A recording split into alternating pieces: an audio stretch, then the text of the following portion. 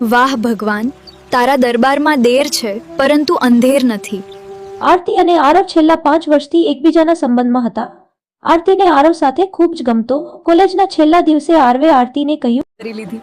આરતી, ચાલો આપણે બંને હવે લગ્ન કરી લઈએ. આપણે હવે ઘણા દિવસો સુધી એકબીજાથી દૂર નહીં રહી શકીએ. અરે આરવ, તે તો મારા દિલની વાત કરી હતી. હું ક્યારની આ વાત તને કહેવા માંગતી હતી. મેં મારા ઘરે વાત કરી છે. હું આજે સાંજે મારા મમ્મી પપ્પાને વાત કરીશ.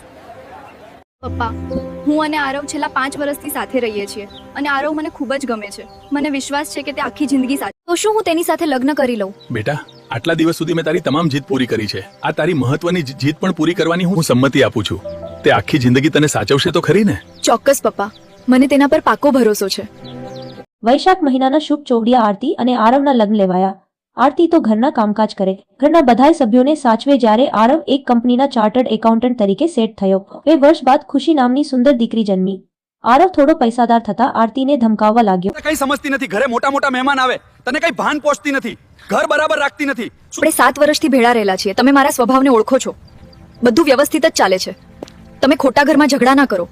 સાવ ગમાર જેવી છે ને કઈ જ ખબર પડતી નથી. મારા ઘરમાંથી ચાલી જા. બસ આરવ, હવે તારી જોડે પૈસા આવી ગયા છે એટલે તને હું અભણ લાગુ છું. મને પણ મારું સ્વમાન વાલું છે. હું અને મારી દીકરી અત્યારે ને અત્યારે આ ઘર છોડીને જઈ રહ્યા છીએ. હવે આરતીએ મુંબઈમાં તેની બેનપણી માધવી જોડે રહેવા જતી રહી. 2 વર્ષ થયા એટલે માધવીએ કહ્યું, આરતી, હજી તારી ઉંમર નાની છે. તું ક્યાંક બીજે લગ્ન કરી લે. પણ આ મારી ખુશી નામની ફૂલ જેવી દીકરીને પછી કોણ સાચવશે? અહીં નજીક જ માડવ નામના ગામમાં અનાથ આશ્રમ છે, ત્યાં મૂકી દે. આરતીએ ખૂબ જ દુઃખ સાથે દીકરીને માડવ નામના ગામમાં આવેલા અનાથ આશ્રમમાં મૂકી. થોડોક સમય વીત્યો એટલે આરતીને મુંબઈની બજારમાં આયુષનો ભેટો થયો. આયુષ પણ આરતીની જેમ જ વિધુર હતો, પણ ઉંમર ખૂબ જ નાની હતી. તેના મમ્મી પપ્પા પણ સ્વભાવે સારા હતા.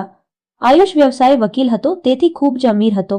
આયુષ અને આરતીના સંબંધો મજબૂત થવા લાગ્યા એટલે આરતીએ કહ્યું, આયુષ, તમે તો મને દગો નહીં આપને, કેમ કે હું હવે કોઈ દુઃખ ઝીલી શકું તેમ નથી. આરતી, હું આખી જિંદગી તને સાચવીશ. બસ તું ખાલી ઘર અને પરિવારને સાચવજે. આરતી અને આયુષે કોર્ટ મેરેજ કરી લીધા. આરતી આયુષના મમ્મી પપ્પાની ખૂબ સેવા કરતી અને આ રીતે સુંદર ઘર સંસાર ચાલવા માંડ્યો. આયુષ અને આરતી તેમના ગામથી દૂર આવેલા અનાથાશ્રમમાં જતા અને બાળકોને રમાડતા. તેમને જીવન જરૂરિયાતની વસ્તુઓ લઈ આપતા. આયુષ ખૂબ સંસ્કારી હતો. તે અનાથ આશ્રમમાં વારે રે ઘડીએ દાન કરતો. આ જોઈ આરતી પણ ખૂબ ખુશ થતી.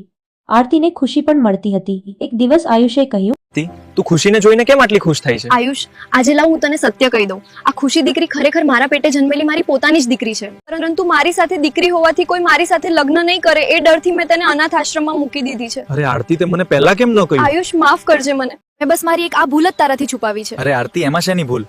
ખુશી તારી દીકરી તો મારી પણ દીકરી જ છે. તેથી આજથી ખુશીને કાયમી માટે આપણા ઘરે રાખશું. વાહ ભગવાન, તારા દરબારમાં દેર છે પરંતુ અંધેર નથી.